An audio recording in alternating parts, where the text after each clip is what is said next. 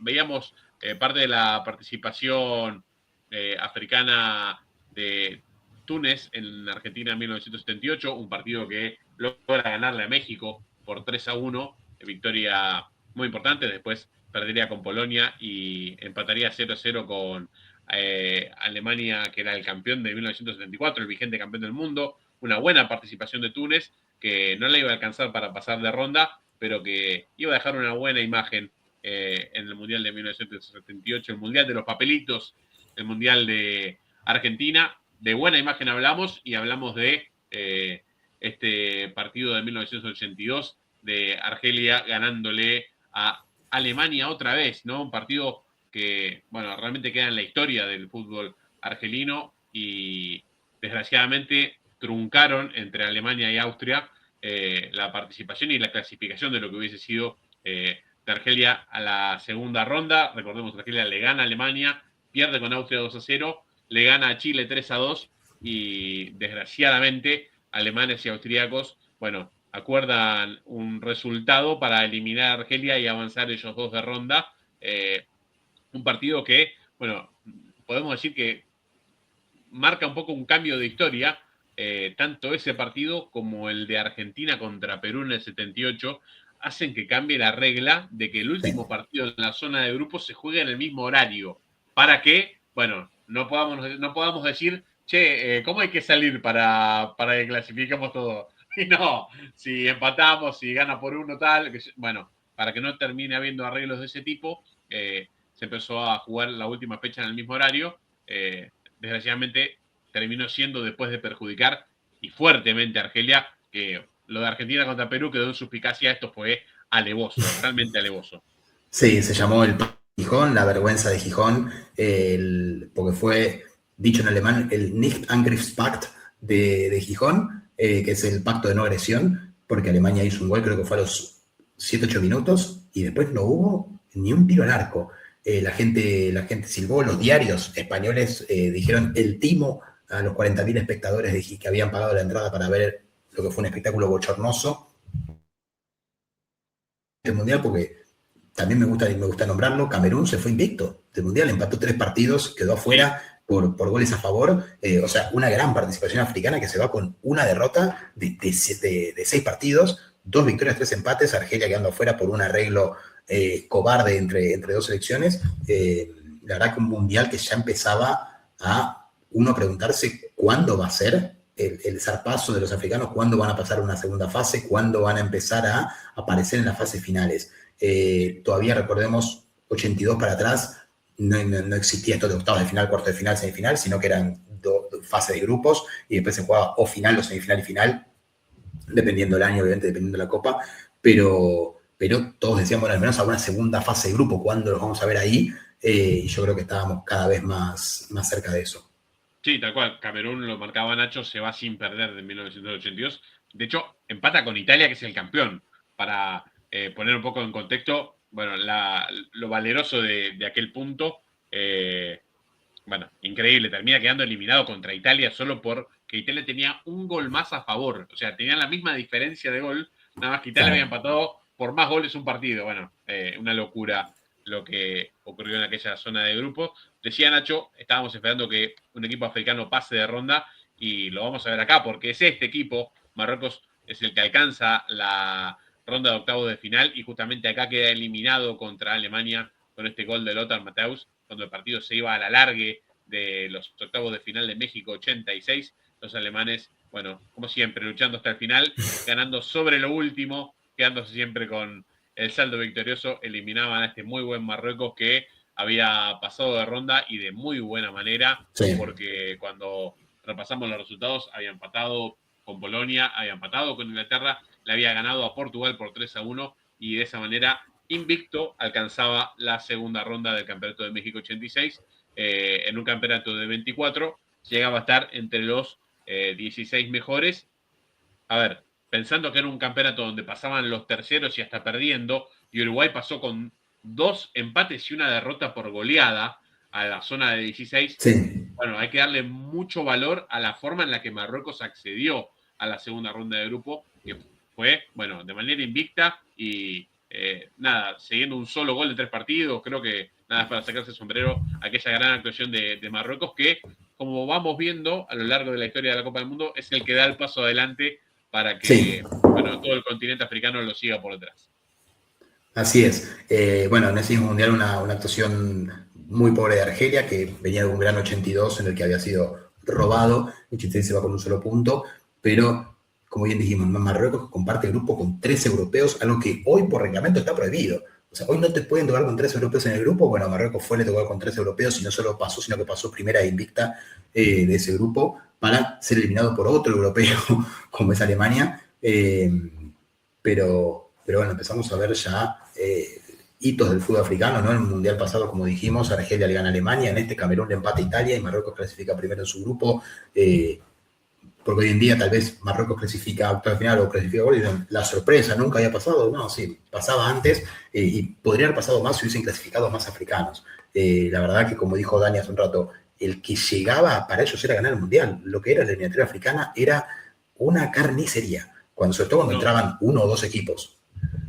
¿Sabes con qué lo comparo? Se lo escucho decir, se lo he escuchado decir muchas veces a Gonzalo Bonadeo, de muchos atletas argentinos que en deportes que acá no se fomentan mucho, que no se apoyan económicamente, que tienen que hacer todo a pulmón. Bueno, la medalla olímpica es ir al juego, que es clasificar, Claro. participar, llegar allá. Bueno, me parece que a veces en un país súper exitista como es el nuestro, donde lo único que funciona es ganar y ganar y ganar y ganar y todo lo demás es una porquería, y si Colapinto sale último o anteúltimo sale Caruso Lombardi y dice, ¿por qué no gana una carrera? ¿Me entendés? Sale y dice así, y no, maestro, te tengo que explicar toda la historia de un deporte, por qué no gana la carrera.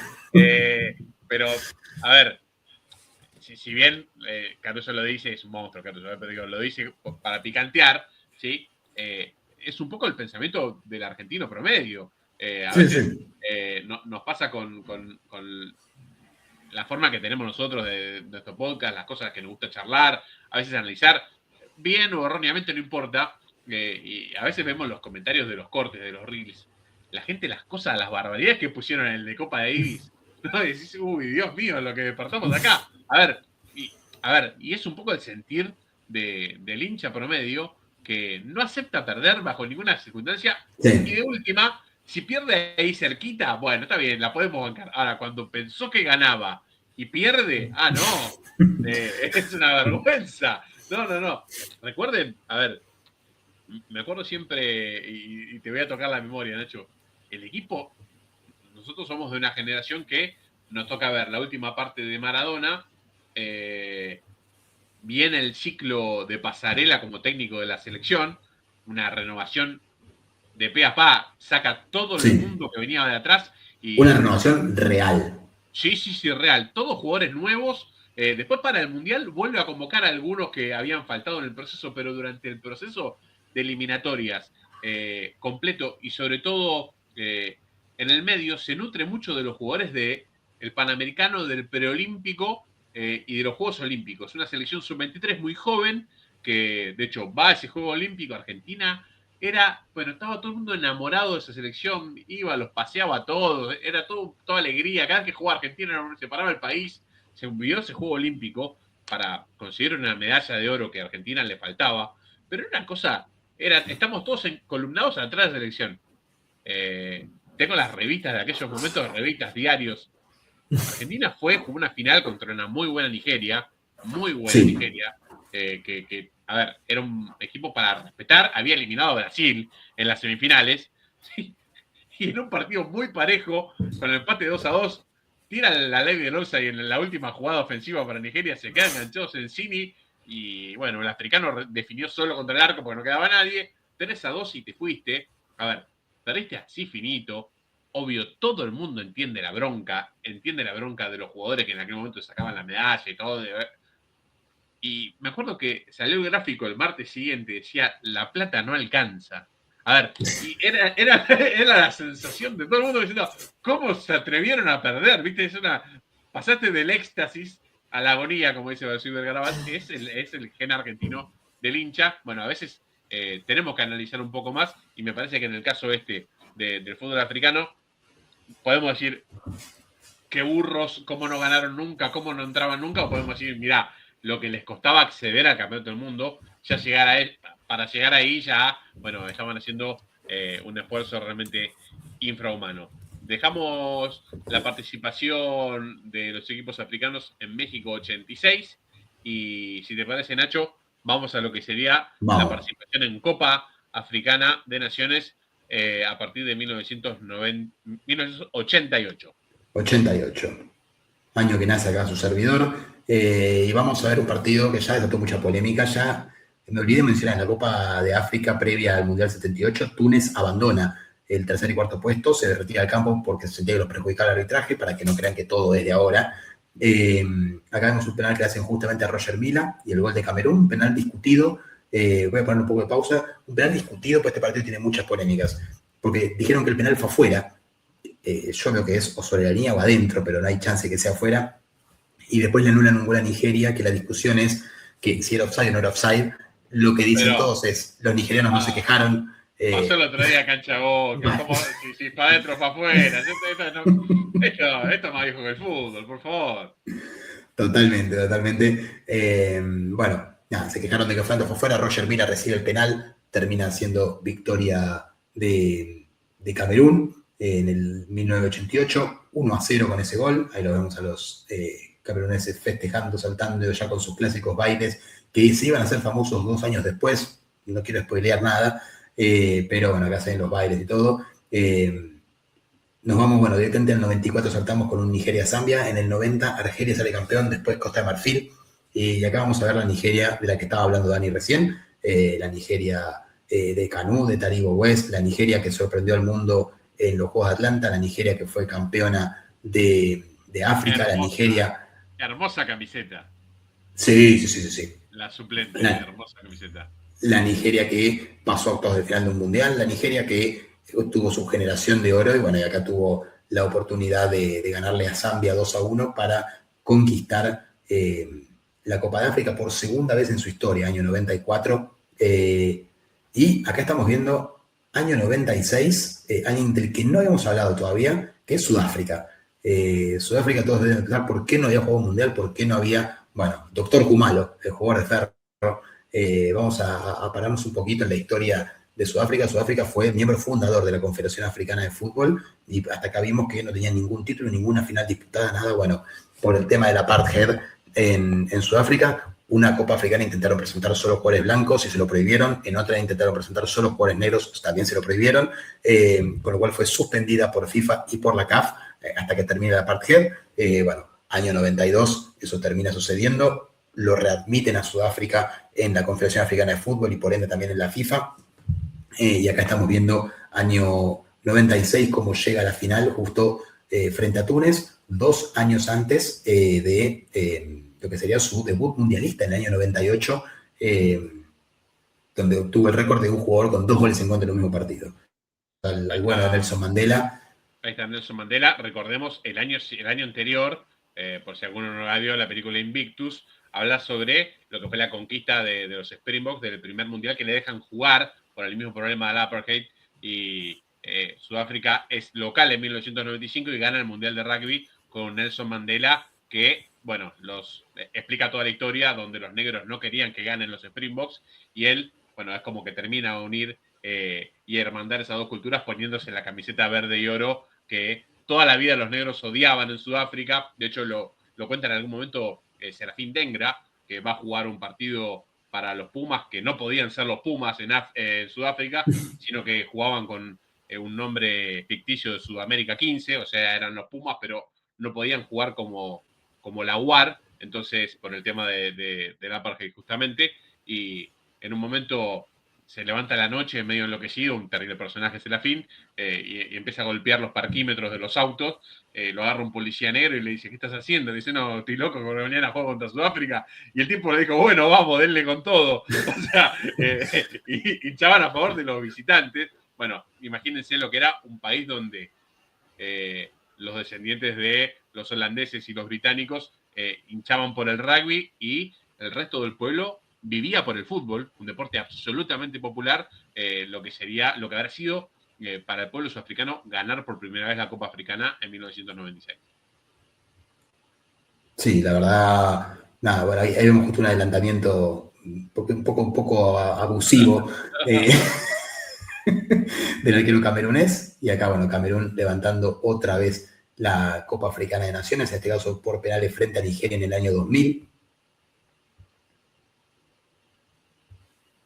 a la punta. Y 2 años después volvería a jugar una final, esta vez frente a Senegal, otra vez por penales. Acá vemos Senegal, tenía el penal para empatar la serie, termina tapando el arquero de Camerún, y Camerún por segunda copa consecutiva y por tercera en este reel que estamos viendo, se quedaba con la copa. Acá, bueno, si está Marruecos, creo que ya el spoiler es que no va a salir campeón. Marruecos enfrentando a Túnez en el año 2004, victoria de los tunecinos en lo que es un clásico del norte de África. Acá empataba el partido Marruecos, Mokhtari metía el 1-1. Ese Walid Regragui, el que vemos ahí, es el actual técnico de la selección de Marruecos, con pelo en ese momento.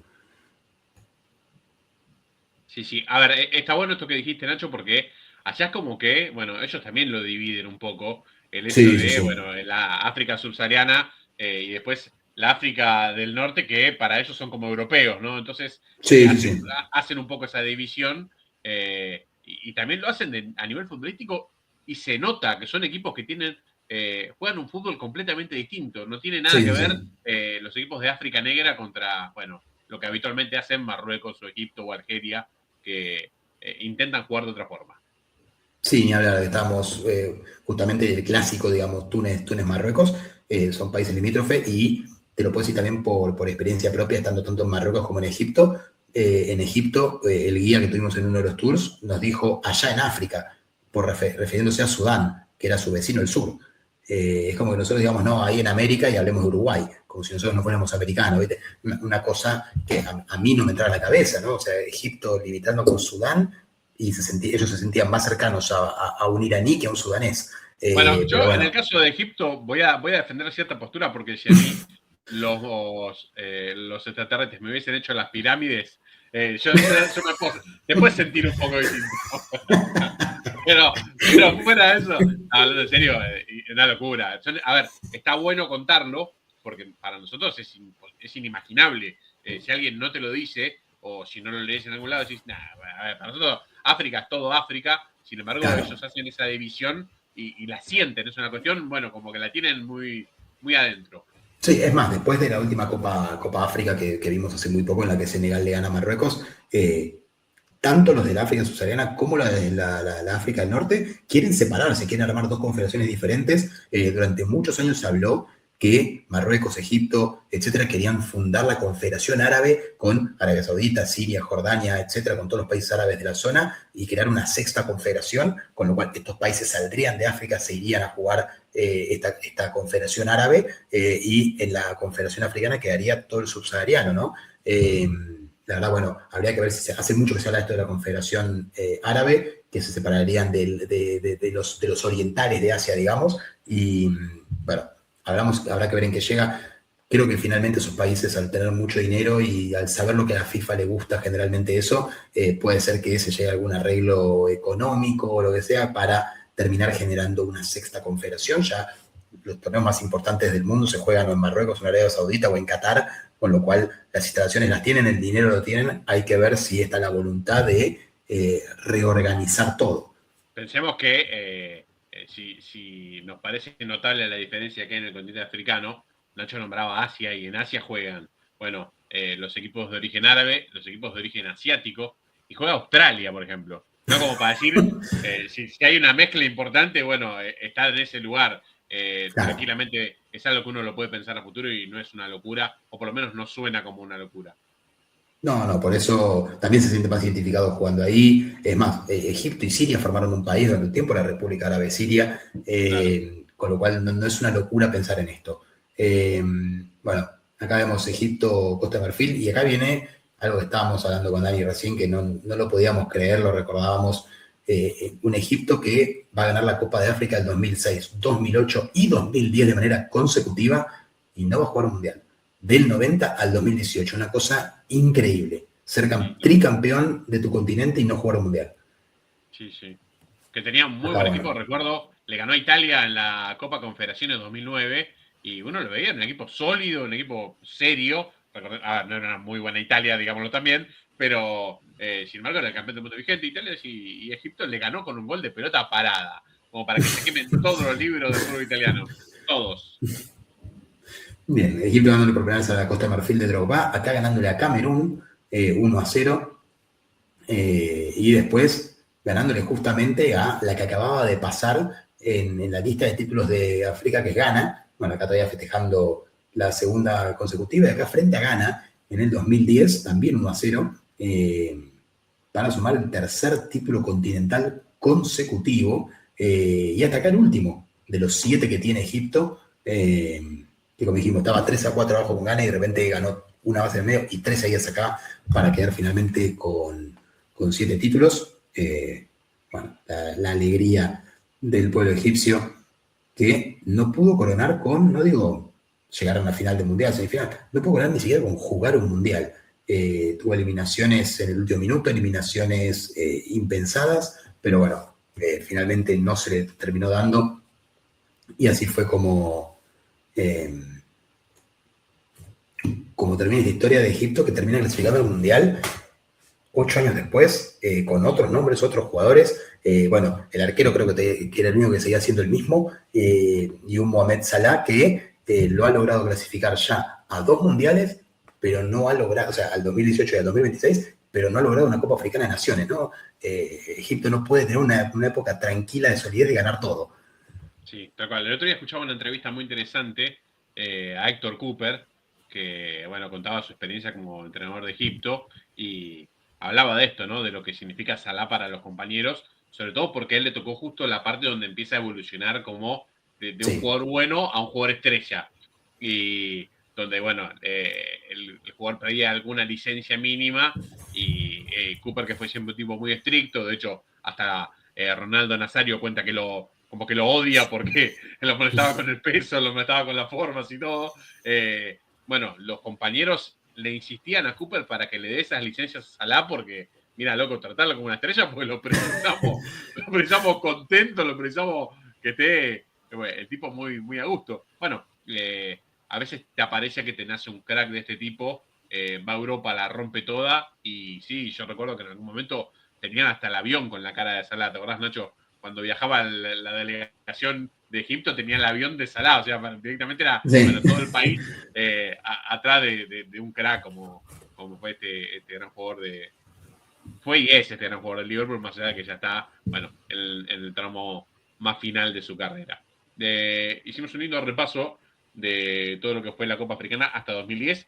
Nos quedamos en 1986 en la participación africana en Copa del Mundo y nos toca arrancar desde 1990 y vamos a ver una vuelta del África Negra de la mano de, bueno, Roger Mila y compañía. Y me gustó poner este partido especialmente, sobre todo Sí, sí. este gol donde el bueno de René Guita con Colombia en octavos de final, bueno, la pisan un poco de más y Roger Mila roba, mete este gol y hace este festejo que va a quedar para la historia de los mundiales, bailando contra el banderín del córner. Roger, que ya tenía 38 años y era la figura indiscutible de Camerún, que iba a llegar a los cuartos de final, también marcando, bueno, una época en aquella primera Copa del Mundo donde, su segunda Copa del Mundo, pero decía la primera donde logra acceder a una nueva instancia y además empezando ganándole al campeón vigente, que es Argentina. En aquel partido jugado en San Siro, en Milano, el primer partido del Mundial, Argentina con Maradona en cancha y todos los campeones del 86, pierde en el debut de Italia 90, para alegría de todo el pueblo milanés que estaba presente, de los africanos y la bronca de los pocos argentinos en las tribunas. Argentina arrancaba el Mundial de la peor forma posible, sin embargo, Camerún ganaba ese partido, le iba a ganar también a Rumania, perdía escandalosamente con la Unión Soviética por goleada, pero le iba a alcanzar para pasar de ronda, ganarle este partido a Colombia y después irse en cuarto de final en un partido polémico, si los hay, perdiendo 3-2 contra Inglaterra con un par de penales para el lado inglés. Un equipo realmente camerunés que no tenía techo, que no se sabía hasta dónde podía llegar y que tranquilamente podría haber avanzado una ronda más, por lo Sí, menos, Nacho. Tranquilamente sí, sí, podría sí. haber jugado semifinales. Ni hablar otra vez el bueno de Codesal haciendo las suyas, eliminando a Camerún frente a Inglaterra, pero con 2 penales, uno en el minuto 105 de alargue, que bueno, el bueno, vamos a decir sí el bueno, porque creo que debe tener la pinta del mejor tipo del mundo, Gary Lineker, termina transformando en gol para Inglaterra. Y Camerún, justo que hablábamos de la África subsahariana, Camerún es el primer equipo de la África subsahariana en pasar de ronda en un mundial, ¿no? Habíamos hablado recién hace un tiempo de Túnez, de Marruecos. Bueno, ahora sí lo logra, y que estuvo cerca Argelia también, y acá lo logra Camerún. Pasando de ronda, y no solo pasando de ronda, sino metiéndose entre los 8 mejores del mundo. Por primera vez en la historia un equipo africano estaba en cuarto de final de un mundial.